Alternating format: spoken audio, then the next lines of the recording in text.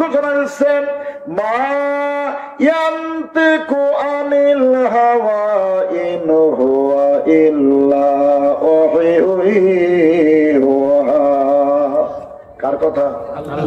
আল্লাহ রাব্বুল আলামিন বলেন, আমার হাবিব আমার নবী নিজের খেয়াল খুশি মতো ইচ্ছা মতো একটা কথাও বলে না। বলছে কি?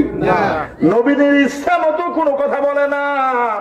মাবুদ প্রমাণ করে জানাই দিচ্ছে, দুনিয়ার মানুষ তোমরা শোনো, যতক্ষণ পর্যন্ত ওহী না হয় এতক্ষণ পর্যন্ত আমার হাবিব কোনো কথা বলে না।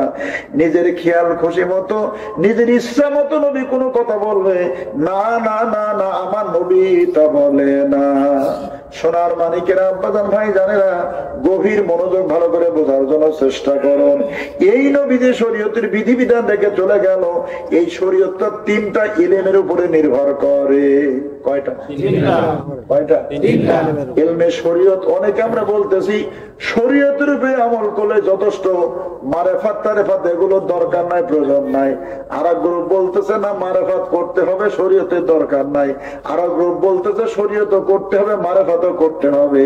কি বল?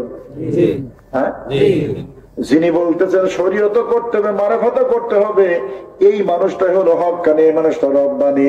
যিনি বলতেছেন শরীয়ত করতে হবে, মারেফাত করতে হবে না, ওই মানুষটা ফাসিক।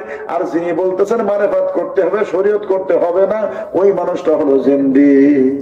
এই যে শরীয়ত, এলমে শরীয়তটা 3টা এলেমের উপরে নির্ভর করে। কয়টা এলেম? কথা বলেন, কয়টা এলেম? 3টা এলেমের একত্রে সমন্বয় হলো এলমে শরীয়ত। তার 3টা এলেমের একটা হলো এলমে আকায়েদ, আর একটা হলো এলমে ফিকহ, আর একটা হলো এলমে তাসাউফ। কয়টা হলো? এই 3টা এলেমের একত্রে এইটাকে বলা হয় এলমে শরীয়ত।